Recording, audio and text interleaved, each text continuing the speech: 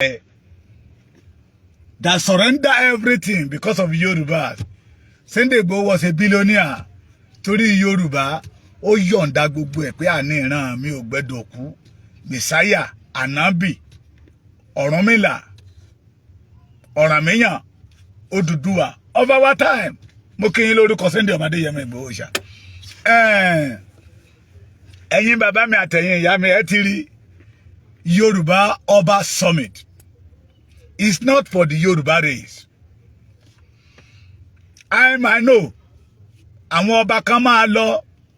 Ṣùgbọ́n ẹ wò wọ́n dáadáa àwọn ọba tó bá ti lọ. Wọ́n lọ ṣojú Yorùbá. Wọ́n dẹ̀ lọ bẹ̀ láti lọ wá àlàáfíà Yorùbá. Wọ́n lọ bẹ̀ láti lọ dìkú ẹrù Yorùbá ni. Wọ́n dẹ̀ lọ bẹ̀ láti lọ ṣe jàǹbá ayérayé fún ìran Yorùbá ni.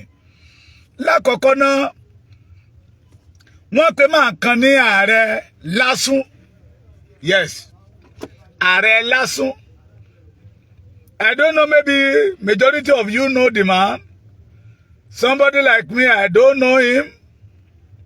But wọ́n porúkọ ẹ̀ ní ààrẹ lásún. Bí Fúlàní bá fẹ́ jẹ ọmọ Yorùbá níyà, mo sọ lẹ́ẹ̀kan, mo ti sọ lẹ́nìí, ìran Yorùbá náà máa wá jọ náà lò to destroy the function of the Yorubas. Ṣé ọ̀pọ̀lọpọ̀ nínú wa sì rántí ọmọkùnrin kan tó pè ní Abímbọ́lá David. Abímbọ́lá David. It is because they want to deal with Yorubas and they want to deal with Abiola and they want to deal with June 12. Wọ́n gbé contract yẹn fún Abímbọ́lá David under the umbrella of Better Association of Nigeria. Yes, làwa sọ wọ́n di area boys of Nigeria. Abímbọ́lá David yellow law court that they should annoy, they should stop, release the result of June 12. Tọ́pọ̀lọpọ̀ nínú wa ò bá rántí, we must. Kama tí nǹkan kan bá ń ṣẹlẹ̀ sí wa ká tá bá gbé lọ wájú ká gbé lọ sẹ́yìn. Abímbọ́lá David náà lò gẹ́gẹ́ bí irinṣẹ́ láti bẹ̀rẹ̀ sí stop election Yorùbá June 12. Tí majority wa ti ń dùnnú, àwa tá wà ń gbòòrò ńgbà yẹn ti ń dùnnú pé Abiola ò tí ì wọlé, míìkì ti wálẹ̀, ráìsì ti wálẹ̀, àti ń jubilate. But suddenly, akàndédé gbọ́ ni pé Abímbọ́lá David, a Yoruba man, under the umbrella of ABN, Association of Better Connector for Nigeria, tí kò ti dẹ̀ tẹ̀lé ibi tí wàhálà ti bẹ̀rẹ̀ nìyẹn. And this time around, the damage tán lò láti wound the Yorùbá to injure the Yorùbá náà tún gbé dé again. Who is ààrẹ lásún? Ẹ lè mọ̀, but àwa ò mọ̀. Bí Abímbọ́lá David ṣe jáde ńgbà yẹn náà nìyẹn, nobody heard that name before. But nígbà tó jáde síta, everybody bẹ̀rẹ̀ sí gbórúkọ yẹn. Ààrẹ lásùn yìí, ọmọ bo ló ṣe ta ló fi joyè, níbo ló ti jẹ ààrẹ. Tí wọ́n gbé síta pé òun ni kó wá organize Yoruba Ọba Summit. Poster wọn wà níbí báyìí. Ìyá mi tó send ẹ̀ sí mi ẹ̀ ní sọmọ́nù. Yóò dára fún yín, ojú òní tì yín o. Ìyá mi dáadáa, òun lẹ́ ń wò yìí. Ìyá mi dáadáa, wọ́n ti rí Ọọ̀ni of Ifẹ̀ lọ́mọ kékeré pé ó wà ní ipò àgbà. Wọ́n fẹ́ ṣì ọmọkùnrin yẹn lọ́nà. Wọ́n fẹ́ ṣì Ọọ̀ni of Ifẹ̀ lọ́nà. Wọ́n fẹ́ sọ Ọọ̀ni of Ifẹ̀ di ọ̀tá gbogbo Yorùbá. Wọ́n fẹ́ sọ ìgbà Ọọ̀ni of Ifẹ̀ nowadays di ìkorò fún gbogbo ìran Yorùbá. Ni mo fi sọ pé ẹ̀yin tẹ àwọn kan sọ pé kí ló dé tó fi hate ọba? Why? Who am I to hate ọba? Ẹ̀yin tẹ bá súnmọ́ Ọọ̀ni of Ifẹ̀, ẹ jọ̀ọ́ torí Ọlọ́run ẹ bá wa gbà á mọ̀ràn. Ẹ bá wa gba Ọọ̀ni of Ifẹ̀ ní mọ̀ràn pé ipò bàbá ilẹ̀ Yorùbá ló dúró sí, kó má jẹ́ káwọn kankan ó ti ń gbọ̀ngbọ̀ngbọ̀ngbọ̀n. Abánidá yìí bá ní débẹ̀, bí di bá dẹ̀ bàjẹ́ tó nídìí ní ó dà. Tí wàhálà bá ṣẹlẹ̀ tán, àwọn yẹn máa farí wọlé orúkọ Ọ̀jájá orúkọ Ògúnlùsì òun ló kù tí àwọn ọmọ Yorùbá wọn máa pè àwa dẹ̀ ń gbàdúrà kọ́lọ́run kó jẹ́ kí ìgbà Ògúnlùsì Ọ̀jájá ẹni ìtàn kó tú gbogbo ilẹ̀ Yorùbá lára ṣùgbọ́n àwọn kan wà níbì kan they want to erase that man on that road. Kí ẹ bá wa bá Ọọ̀ni of Ifẹ̀ sọ̀rọ̀ kó máa fúnra àgbà tí ò fúnra ìjì sí kòtò ni wọ́n ní kábíyèsí ṣe tún fẹ́ ọmọ ìran kan nísìnyí set up ni bẹ́ẹ̀ kọ́ ni mò ń lọ lẹ́nìí nínú pósítà wọn yẹn wọ́n gbé pósítà wọ́n gbé picture Ọọ̀ni of Ifẹ̀ síbẹ̀ mò ń dà láti wo dáadáa ni o picture bàbá wa Ọọ̀ni of Ifẹ̀ is there gàdàgbà ọlù tán bá lò ọlù Ọba Elegushi kìnìkan palace novelo ní Èkó tíátíá Èkó tó sọ pé kì í ṣe tilẹ̀ Yorùbá níbi tí mo tún lọ rèé picture Akiolu Rilwan Ọba of Lagos ó wà ń bẹ̀ Yorùbá ẹ jẹ́ ká fura Rilwan Akiolu Ọba of Lagos was among the Obas tó jáde síta tó ní Èkó yìí ṣe Yorùbá tó tẹ̀ tún kọ ìwé ìtàn rẹpẹtẹ pé Lagos did not belong to the Yorubas but now Rilwan was among of the Obas that organized Yoruba Obas Summit.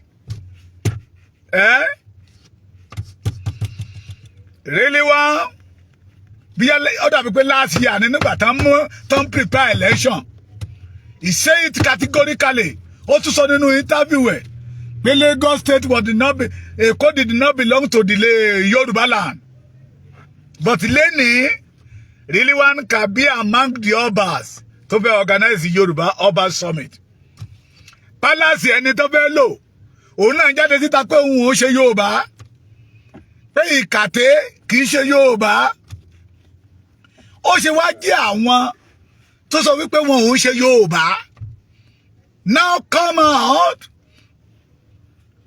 they are now organized Yoruba Oba Summit and somebody that the Yoruba did not know at all bí ilé bàbá yìí ló ti jẹ ààrẹ wọn ní ààrẹ lásùn mi mọ bí tó ń sún lọ Yorùbá ẹja kíyèsára páńpẹ́ lẹ́ẹ̀kejì náà tó ń dẹ fún ìran Yorùbá yìí we must not lóòótọ́ àti mọ̀ àwọn ọba kan máa lọ torí wọ́n mọ̀ pé wọ́n á rí owó gbà lọ́wọ́ Tinubu torí pé wọ́n mọ̀ pé wọ́n á rí owó gbà lọ́wọ́ àwọn sẹ́nétọ̀ wọ́n á rí owó gbà lọ́wọ́ àwọn gómìnà àwọn house of rep àwọn bàbá wa ní pé ẹni tó jalè lẹ́ẹ̀kan tó tún wá dànà borí tó dànà borí dànà bora o aṣọ olè ló dà bora o alákìtì alákìtì alákìtì gbọ̀n olè ń gbé olè ń gbà ni àwọn bàbá wa ní ẹni tó gbé pọlájà yìí ṣọlẹ̀ bí òṣèni tó gbà á that is where you see some Obas bíi pé kí ọ̀dìsẹ́bì ó ti dé kán wà lẹ́kọ̀ọ́ ni but let me tell you they are not for the Yorubas ẹ wá gbọ́ orúkọ tó pe ara wọn wọ́n ní ìgbìmọ̀ àpapọ̀ Yorùbá lágbàáyé we want to know those people in ìgbìmọ̀ àpapọ̀ Yorùbá lágbàáyé níbo ni ọ̀dọ̀ wọn níbo náà ti wá ta ló mọ̀ wọ́n nígbà wọn náà dá ẹgbẹ́ yẹn lẹ̀ ìgbìmọ̀ àpapọ̀ Yorùbá lágbàáyé níbo ni wọ́n ní àdírẹ́sì wọn ṣé ibo ni mò ń wò yìí ó dá mi gbọ́ kíní yóò kílẹ̀ ní ẹ má bínú Yorùbá Council worldwide ọmọ Yorùbá ni mí wọ́n kọ káàárọ̀ oòjíire bí ẹ̀yin lẹ́mọ̀ wọ́n ní Thursday 7 November 2024 10 a.m. the Kinikam Hall Ọba Elegushi Royal Palace Etiosa Local Government Lagos nínú mítì àwọn bàbá wa kan sọ fún wa pé ókè ẹ lè máa ṣorú kan báyìí di Yorùbá Ọba Summit ká má sọ̀rọ̀ ìtúsílẹ̀ Yorùbá ká má sọ̀rọ̀ ọjọ́ ọ̀la Yorùbá, ká má sọ̀rọ̀ òmìnira Yorùbá. Wọ́n ní no. Wọ́n ní wọ́n gbà yẹ láyè, wọ́n gbà yẹ láyè. Àwọn oníjẹ́ kan sọ ẹ jọ̀ọ́ bàbá wa tó ń lọ bẹ́ẹ̀, ẹ̀yin bàbá wa tó ń lọ bẹ́ẹ̀, ẹ fúnra inú páńpẹ́lẹ̀ ń lọ. Ìrìn àjò tó máa borúkọ yín jẹ́ láàrin Yorùbá ni, because they are not for Yorùbás. Mítì tán náà gbé kalẹ̀, àwọn wo ló yẹ kó máa discuss about the freedom of the Yorùbá bí ò bá jẹ́ àwọn ọba, that they say that no, okay, ní ntí ìran Yorùbá ńlá kọjá lọ́wọ́lọ́wọ́ yìí, kí ló yẹ ká máa discuss inú ẹ̀. Ìwé kan jáde sí mi lọ́wọ́ tó sẹ́ndì sí mi bíbá yìí, wọ́n pè wọ́n ní kí náà pé yẹ o, Arẹwà kíní kan, ó mà ṣe o, jẹjẹ ń wò òre mi mọ̀ bí ọ̀pọ̀lọpọ̀ wá ti rí, ṣé ẹ̀ ń rí wò, mò ń bọ̀ ẹ máa rí sí i. Ó ní press release, wọ́n ní Office of the Supreme Elders of Arewa Republic, wọ́n wá ní clarification of the Arewa Liberation Army. You will never see any Fulani, any emir to go against it. Instead of that, one supporting it, they will start pumping their money on that liberation army. But if it is a Yorubas, àwọn ọba wa lẹ kọ́kọ́ máa rí tó máa jáde sí tó máa takò. It is because they don't love the Yorubas. Let us ask ourselves a question. Who is Lasun, Ààrẹ Lasun, that organized Yoruba Ọba Summit? Nígbà wo ló rò ó? Kì í ṣe ọgbọ́n àti kówó jẹ ní ọgbọ́n àti ti Yorùbá sínú ìgbèkùn. That is why I say we must say no to it. We must reject it. We, the Yoruba, must condemn it. Ọba of Lagos, Rilwan Akiolu, deny Yoruba in public pé òun ò ṣe ọmọ Yorùbá. Pé Èkó yìí ṣe ilẹ̀ Yorùbá kì í ṣe ọmọ Yorùbá. Saidi Elegushi deny the Yorubas that he was not a Yoruba man. Now, the Akiolu, the Saidi Elegushi, want to hold a Ọba summit in Yoruba land. Wọ́n wá pé Ọ̀jájá Ògúnlùsì. Torí pé Ọ̀jájá Ògúnlùsì jẹ́ ọmọ kékeré. Làwa fi ń sọ àgbà ò ní tán lórí ilẹ̀, àgbà ò ní tán nílé Ifẹ̀. Ní Ilé Ifẹ̀ níbi tójú ire ti máa wá. Ojú ire ní ká jẹ́ kó mọ́ bá ìran Yorùbá láti Ilé Ifẹ̀. Ẹ má jẹ́ kí ìran Yorùbá orí ìdàkejì. Wọ́n fẹ́ kí ọwọ́ ní Ọ̀fìn Ifẹ̀ bọ́ṣọ̀ lọ. Tàbí kì í ṣe pé wọ́n ti kí ọwọ́ ní Ọ̀fìn Ifẹ̀ bọ́ṣọ̀ lọ. Ẹ sọ fún Ọọ̀ni Ọ̀fìn Ifẹ̀ kó wake up. Ẹ pé sí àkíyèsí. We the Yoruba, we did not recognize somebody called Ààrẹ Lasun. Even if this group that they call Ìgbìmọ̀ kí náà pera wọn? Ìgbìmọ̀ àpapọ̀ Yorùbá lágbàáyé. We don't know their member in America, in Canada, in London, in Spain, in Germany, in Italy, káàkiri. Níbi tí ọmọ Yorùbá pẹ̀ka sí, we don't know them. And we must know them. Kì í ṣe pé káwọn bí méjì kan kóra wọn jọ. Kán máa sọ̀rọ̀ kán wá ní àwọn làwọn aṣojú Yorùbá. Àwọn tá ò mọ̀ Yorùbá ẹ já wake up. Rilwan lóhùn ó ṣọmọ Yorùbá. Elegushi lóhùn ó ṣọmọ Yorùbá. Now, àwọn ló wá ń ṣáájú tán pé ìgbìmọ̀ Ọba Ilẹ̀ Yorùbá sí mítì l'Ékòó. Ẹ mọ̀ pé àwọn ọba wa fẹ́ bọ́ wá nìyẹn. Ẹ jẹ́ àjọrò. Ọba of Lagos said that he was not a Yoruba man. Rilwan Akiolu ó lóhùn ó ṣe ọmọ Yorùbá. Saidi Elegushi ó ní Èkó did not belong to the Yorubas, but now they want to organize a Yorubas Ọba summit. Yorùbá já kíyèsára o. Àìkíyèsára wa ìgbàanì náà lo Abímbọ́lá David bó tẹ̀ jẹ́ pé he regret that action but ó ti bá ń tó fẹ́ bàjẹ́ ó ti bàjẹ́. This time around we must not allow it again.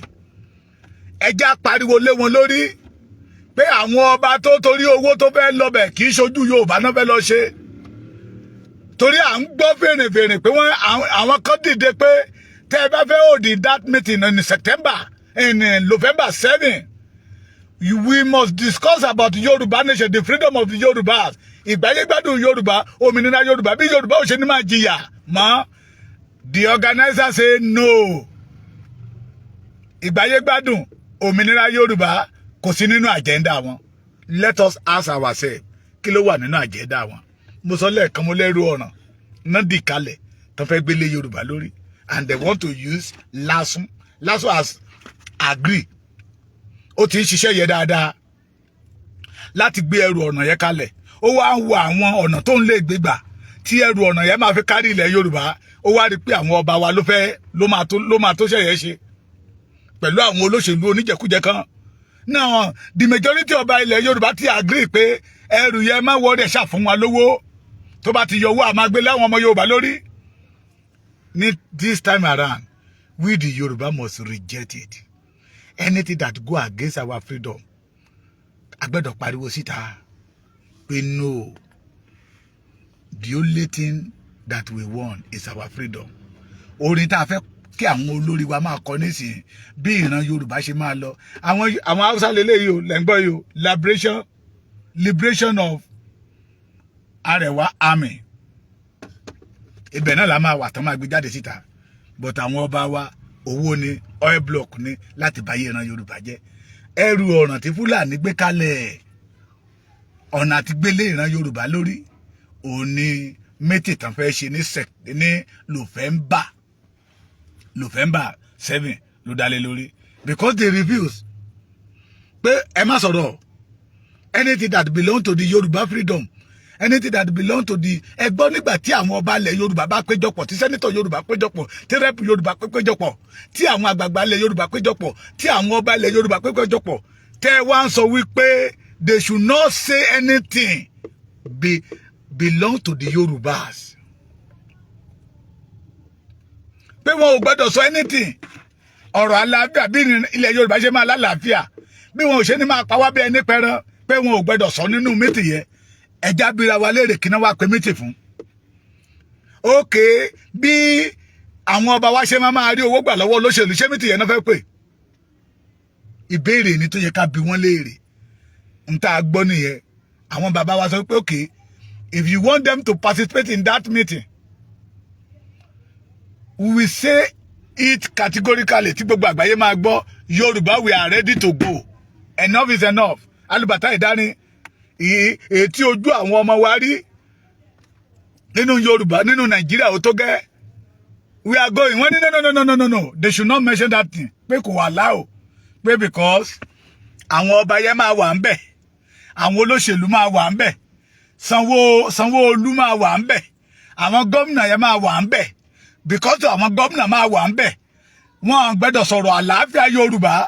Ohun tó máa mú millions of the Yorùbá ní ìfọ̀kànbalẹ̀. Wọn ò gbọ́dọ̀ sọ. Ṣùgbọ́n ohun tó máa dùn mọ́ àwọn olóṣèlú yẹn nínú. Bí gómìnà kan ṣe máa lo tẹ́nu ẹ̀ tán tí a ní orí ọ̀fẹ́ to become a senators. Tàbí tí senator kan máa wà ń bẹ̀ tá a wà ń bẹ̀. A rí senator tó ti wà ń bẹ̀ láti 1999 tó sì wà ń bẹ̀ dìde. So they don't want to hear anything that will make Yoruba happy in that meeting. Egbo, it is for Yoruba. No. Ẹrù ọ̀ràn náà gbé kalẹ̀. We the Yorubas, we must reject it. Tí n bá lórí ọ̀fẹ́ àtúpàdé lọ́la. Ẹ jọ̀ọ́ ẹ má gbàgbé. Di ó lè ìrànlọ́wọ́ tẹ́ lè ṣe fún èmi ọmọ yín. Ní kẹ́ bá mi subscribe sórí YouTube channel mi. Baba Ekiti TV. Anything tó bá ti yàtọ̀ sí ọ̀rọ̀ tí ó mú ìran Yorùbá onísinmi, you will never hear it from my mouth. I'm not a blogger. I'm a freedom fighter. Ìkan nínú àwọn ọmọ Sunday Igboho, ìkan nínú àwọn ọmọ bàbá Akíntóyè tó dúró tán. Yorùbá gbọ́dọ̀ ní àlàáfíà. Yorùbá gbọ́dọ̀ ní òmìnira.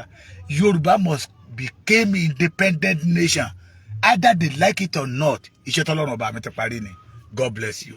Ẹ má gbàgbé o, ó ṣe pàtàkì. Ìrànlọ́wọ́ yín ni mo fẹ́. Help me subscribe. Ẹ káàbọ̀ padà sórí ètò Lady K Ìfẹ́olúwa show. Mo lérò pé gbogbo ẹ̀yin ìyá yín bàbá gbogbo yín pátá lẹ gbádùn. Gbogbo ẹ̀yin ọmọ Yorùbá, ní ṣubú darí ayé wa nu. Àbí bẹ́ẹ̀ kọ́, tí ọ̀tá gbẹ́lẹ̀ ṣé ti subscribe àti táwọn ẹni gbígbẹ́lẹ̀. Ṣé ti Orí ara wọn náà máa fi gbé. Ẹrù ọ̀ràn tó dì kalẹ̀. Àrà ọmọdọ́mọ wọn ní ògbé. Torí Yorùbá máa pọ̀. We are going. Ó mú yes. Yorùbá nation. Gbogbo ẹ̀yin tí ẹ sọ wípé ẹ bá tí bá mi ra jẹ wá bá mi ra jẹ ṣàánú ẹjọ́ àlàáfíà ní fún orílẹ̀-èdè mi. Ẹjọ́ bá mi ra jà o, mo ta aṣọ ready to wear lóríṣiríṣi.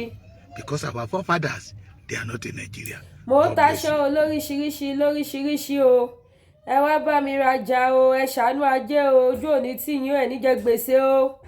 Owó kọ́múlé láńtà ni mo fi rà o. Ẹ wá bá mi ra jà, ẹ ṣàánú mi, ẹ ní dààmú. Ẹni dààmú o, ẹni gbọ́mọgbìn, ẹni gbọ́mọsìn. Ẹni mọ sáré ọmọ o. Ẹ wá bá mi rà o. Ká lè tètè kó níwọ̀n wọlé kọ́dún tó dé o. Kó má lọ di gbèsè. Ẹ wá bá mi rajà ojú òní tí yín ẹni dààmú ẹni ṣòfò láyé yín. Ẹ má gbàgbé gbogbo àwọn other products tó kù tá ń tà, gbogbo ẹ̀ ló wà níkàlẹ̀ tó ń tà ní sẹpẹ́sẹpẹ́. Mi ò ní lè fowó lówó lọ títí ju pé kẹ́ṣẹ́ wá bá mi ra jẹ́, wá bá mi ra aṣọ, ẹ wá ra cream, ẹ wá ra body soap, ẹ wá ra àgbo, ẹnìkan tùtẹ́ bá wa ọdún ti wá, òtútù ti dé, ẹ pa kurumọ kẹ́dóra yín dáadáa o. Enjoy yourself when you are young o, not until you are old o, kò ṣeé fi sára kú o. Táwọn kan bá lọ sọ fún yín pé kẹ́ ṣe jẹ́jẹ́ ìgbára là ń búra o. Mi ní sọ jù bẹ́ẹ̀ lọ. Ẹ ṣé gan, mo dúpẹ́ lọ́wọ́ yín, ire o.